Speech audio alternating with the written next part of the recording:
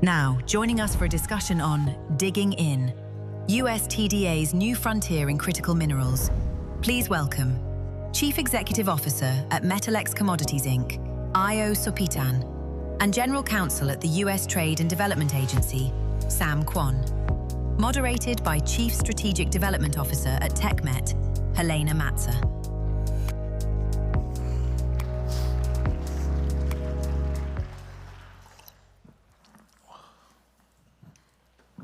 Thank you all so much for joining us for today's discussion, digging into USTDA's new frontier in critical minerals. I'm delighted to be joined by Sam Kwon, the US Trade and Development Agency's General Counsel, and Io Sopitan, the CEO of Metalex Commodities, Inc. For those of you who aren't familiar, although I think many of you are, TDA is an independent US government agency that advances US strategic priorities by funding early-stage infrastructure development. So for those of you who are working with the US government, generally your first-stop shop in your journey for project finance, and then Metalex Commodities, which is a US-based commodity trading firm that operates in Africa. So we're really fortunate today to be able to discuss a real-world example of how the US government is working with US companies to help tackle some of the critical supply chain vulnerabilities we're experiencing and of a paramount national security concern. Last year, Metalex received a USTDA grant to help develop the Kazozu copper-cobalt mine in northwest Zambia in partnership with the Zambian company Terra Metals. With that, let's just dive in. Sam, let me start with you. Let's zoom out a bit just from the specific project with Metalex and critical mineral projects, both in developed economies and emerging markets, struggle to really secure that early stage financing. From your perspective, how severe is that early stage financing gap, and who, if anyone, is currently filling it? Sure. Let me take another step back and then Please share kind of how USTDA approaches this generally. So we are a US government agency, and we provide grants. And we would like to say we are the first mover because we come in during the project preparation stage. Our funding actually doesn't actually go to the capital cost of the project, but to prepare the project through feasibility study and sometimes FEED, sometimes a little more design, and it's a grant. And we look at three things. One, is it a project that has development potential for the country where it is located? Now, we are permitted to work in our statute developing and middle-income countries, so there's that. Second, we look at significant US export potential. Since it's US taxpayer dollars, the return that we want is a significant US goods and services export potential. Now, there's a third column, if you will, or the box that we look at. We are an agency under the foreign policy guidance of the Secretary of State. That means we take a lot of guidance on the foreign policy choices of the administration, and that's where critical minerals has become such an important part and a recent focus for us. To answer your question directly, early stage capital is just missing because these aren't mining majors that are doing this who are plush with cash. These tend to be smaller companies, and even the very resource mapping itself is uncertain. Testing of materials in US labs can be very costly. And then, of course, once you start building out some kind of processing facility, you're talking billions potentially. So the early stage capital is not sufficient, and that's where USTDA can add value by providing grants. And before we move to Io, maybe you can explain just a little bit more about how that foreign policy guidance is developed. Is it, at the end of the day, are there a handful of sectors that TDA says we're open for business in? Yes. Energy, transport, digital connectivity. Health used to be a big priority sector. Now, I might even say critical minerals has become one of the key sectors for us. We still do business in all the other sectors, and even the ones that we haven't quite thought about if the right opportunity comes. But critical minerals and rare earth elements certainly have our attention. Thank you. And Io, let's turn over to you. Yep. Why don't you walk us through the journey of how the Kazozu project before the TDA grant started moving, what the grant did to enable the project, and now how you're looking at your pathway to production moving forward. Yeah, happy to do that. So real quick, just in terms of what we do, so we're a junior miner, so it's a copper and cobalt project that we believe will eventually produce several 100,000 tons of copper metal per year. So to put that in perspective, the copper deficit in the U.S. right now is about 700,000. So if this one project is able to bring a few 100,000 tons to market, then that's significant, right? So before TDA, I mean, essentially we started as a commodity trading company, so we would go to different markets across Africa and source from smaller producers and aggregate that volume and ship to market. As we did that business, it became very clear that backward integration was something that we would have to do in order to ensure security of supply, because essentially the large producers don't need mid-size or small commodity trading firms, right? And then the guys who are too small, they're so small that they don't even understand what contracting is. So, there's this sort of missing middle that if you live there, you die. So to stave off death, we decided to backward integrate and acquire a mining license.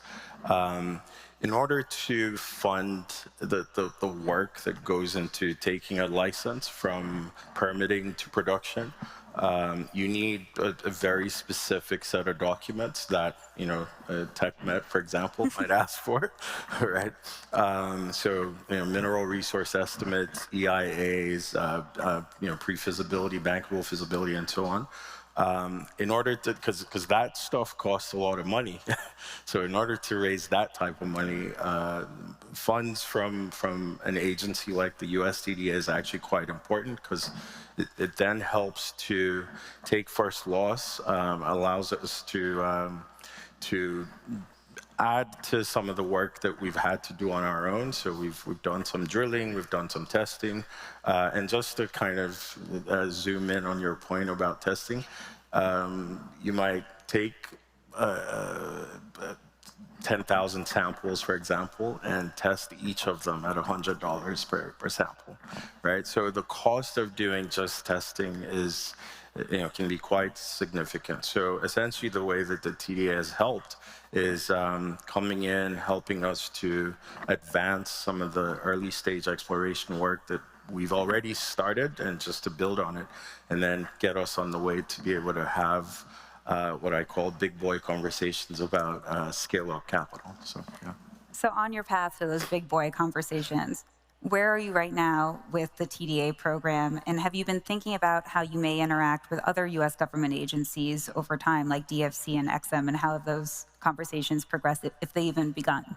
Yeah, so at our USTDA signing, we had folks from EXIM that stopped by to say hi, and I think that was a direct consequence or a direct result of getting the USTDA grant. In terms of where we are in the process, the grant went out for RFP, for request for proposal.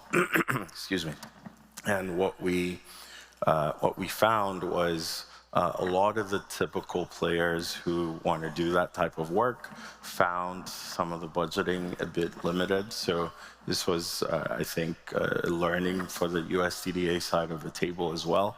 But now we're revising the work a little bit and getting it rebid.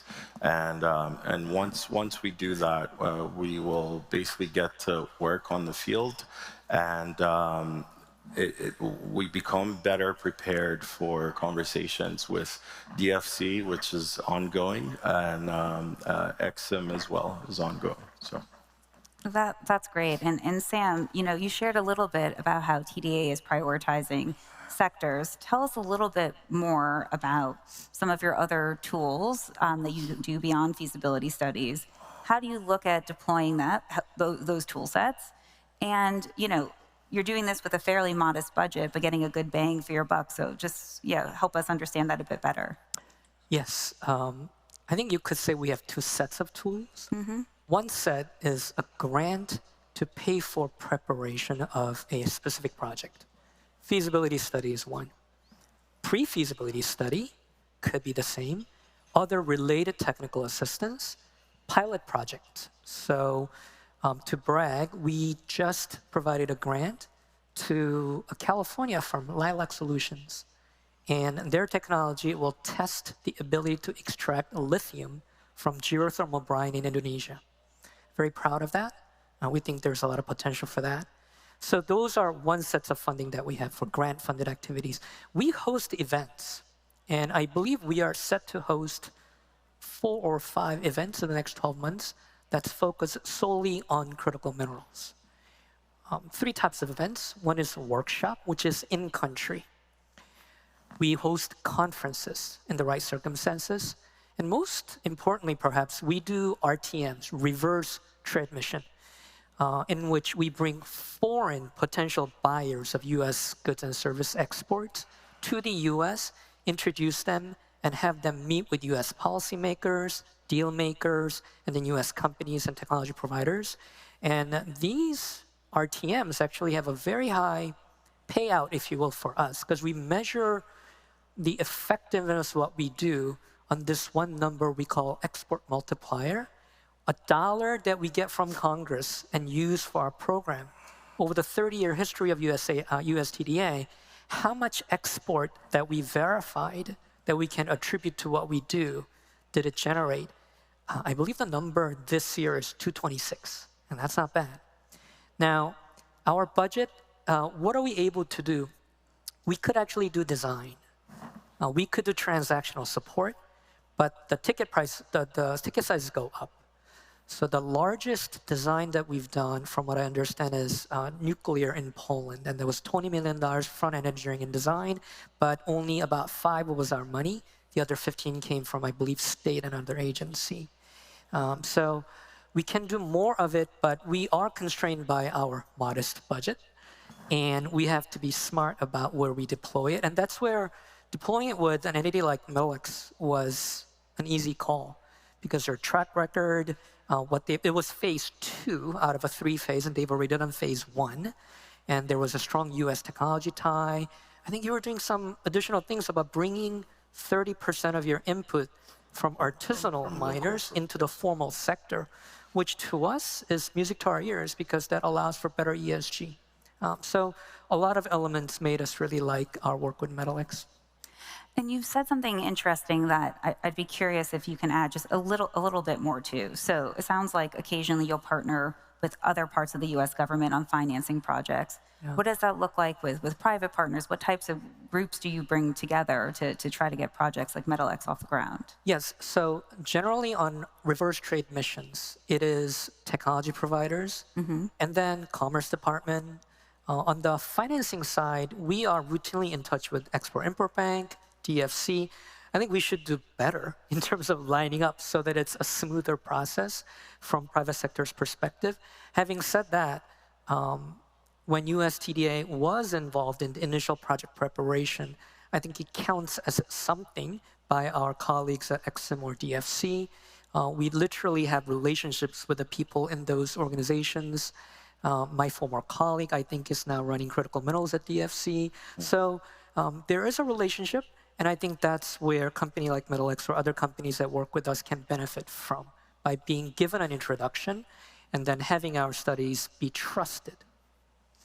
Makes a lot of sense. My next question is for both of you, but I'll start with you. We're gonna really zoom out a little bit from the tools and the specific projects and just talk about working on the continent of Africa. As we all know, and comes up in most of these conferences, Africa holds an extraordinary share of the world's critical mineral endowment. The Libido Corridor, which connects Angola, DRC, and Zambia, has seemed to be the center, or one of the centers, of the U.S. strategy on the continent. But we all know, right, China's had beyond a decade more head start on investment, infrastructure, and relationships across the region. So from your perspective, being on the ground, figuring out how to change and reboot your model a few times, tell us, how realistic do you think it is that the U.S. can build a genuinely competitive presence in Africa on critical minerals? And what does it take to get from today, which is hope and a little bit of investment, to scale? Yeah, so I'll try to be as diplomatic as I can be on this one, but essentially, so you made a point about China having a head start. That's extremely accurate. I was just looking at a map earlier on our conversation with the EU that shows all the ports that China runs in Africa, and it's a very large number of ports across the continent. But I think there's hope, right? So it's not a case of it's a done deal. I mean, there's opportunity to do good work on the continent from the U.S. side of things. And I'll give an example. So sometime last year, I think there was a tailings dam break in Zambia that ended up poisoning several waterways, right? I think you might be familiar with that. And it was due to errors from a company from a certain part of the world, and the way that it was handled, I think, kind of highlights an opportunity for Western firms, right? So it was handled with a lot of corruption and trying to bury the issue as opposed to trying to fix the issue. And I think that's where we could come to the table and say, hey, with our values, with our way of doing things, this is how we would handle problems. And I'm not arguing that we wouldn't, that these challenges don't happen because a firm is American, but at least the way that it's handled is a function of values, and I think there's an opportunity for us to lead with that as Western, as American firms. The Lobito corridor is a potentially good example. It happens to pass through our license in Zambia, which is exciting for us. But it's a good example because it's a collaboration of multiple parties. We talked about that briefly earlier, with the EU and the US and AFC and DFC on all these parties that had to come to the table.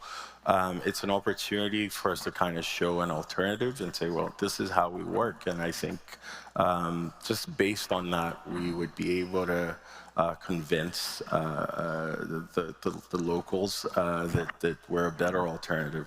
One final point on that. I think the reputation right now is that if you go east, things move fast. If you go west, things move very slowly. I think there's been a renewed sense of urgency, I would say. It might be driven by the administration or just by realities of geopolitics. I think it's a good signal. So it's an opportunity, and I think we should lean all the way in. Thank you. You think that you were the former diplomat, not ours. So very well put. Sam, any reflections on that, especially about that, preconceived notion that the East goes fast, the West goes slow? Any thoughts you have to add? I do, and I need to kind of think through what I want to say and don't want to say. Speed isn't everything. And what do you get in exchange for speed? And I think if you talk to stakeholders in, say, Sub-Saharan Africa about those things, they all recognize speed isn't everything. But sometimes for them, they're under pressure themselves to bring investment, to develop resources. So, for example, even within USTDA, in the last 6 months or 6 to 9 months, we were able to mobilize our staff and our resources very quickly and to delve into critical mineral space where we didn't have a huge presence. I mean, we knew about it. We were part of the Lobito corridor related work, and then we did one But in the last 6 months, I believe we signed 4 grants for additional, and we have, I'm told, 8 more in the pipeline. So at the project preparation stage that USTDA is involved in, we're speeding things up, and we're trying to do better. I think the thing that is attractive to, say, sub-Saharan African stakeholders is sheer size of the capital. If we can unlock the private capital, that will dwarf any kind of official development assistance or even any government subsidy from any government in the world. And to do that, we need to do the hard work of formalizing certain sectors, providing the right guidelines on environment so that investment would go in, and then also working with stakeholders and say, hey, we're here to stay. We're here to be a partner for the long haul, instead of simply extracting your resources. Those things we can control only what we can control. Metalex controls your stakeholders, and we control our stakeholders, whether it's Metalex or grantees on the ground. That's the message that we try to project. Yeah, and Sam, you brought up versions of this point throughout your intervention. I'm curious to hear, there seems to be a lot of interagency collaboration. I think there's always been questions on how we help the private sector move through the ability to access different tools along the way on their project financing. You really are the first stop. Tell me, today, with critical minerals being such a big part of the policy priority, how's that working? How coordinated is the U.S. government toolkit? And how do companies like Metalex, who's shaking their head, I guess, tell me, continue to move through that journey? What's changed? I think, in short, there's 2 things I could say there. One, there has always been a formal coordination. We meet, there are working groups, there are discussions, and in fact, the very studies that we fund always list USG financing sources. And we talk to them, and they're aware. Now, the informal and almost an ad hoc level of coordination is developing, and it's getting better. And I'm curious, actually, because you're headed to EXIM right after this, right? Yeah. Tell us if it's working out and what we need to do better. So I think our experience has been positive. Like I said, even at our signing, there were a few stakeholders from other agencies that were present. There were people from State Department and a few others. We also work quite closely with the embassy in Zambia, so that sort of acting as a triage or like a map through the system has been quite helpful. But I think just having USTDA say, hey, we're working with these guys has been very helpful with navigating EXIM, DFC, and some of the other sources. No, makes a ton of sense. And we are over, but I'm just going to take the liberty to ask one last very quick question because it's along the same theme. Obviously, so much attention, both by the U.S. government, other governments, investors are waking up. Critical minerals are deeply interesting. Lots are coming together. What's missing? We could start with you. Sam's looking at me like you didn't go over that question with me. A map, because I think there's a lot of resources that we learn about with just, we knock on a lot of doors and we have lots of conversations, and what we find sometimes is, this resource has always been there, we just didn't know about it, right? So what I mean by a map would be just kind of a directions through the system. Where this is where you start. USTDA is kind of the gateway point, and then what's next after that. What does each agency look for, and what makes for a good project, a good conversation with DFC or EXIM and those other parties. So just some sort of toolkit that says let's start here and go here next, and then to the next. Like a one-stop shop. Absolutely. Sam, any final words? I think what's missing is more companies like Metalex. And I'm not pessimistic because today, it's been a while since I joined business development meetings with my colleagues. We met 7 companies. It was very exciting. If America can lead on anything, it is taking the right type of risk and being entrepreneurial. So I'm not pessimistic. I think we will see more companies like that.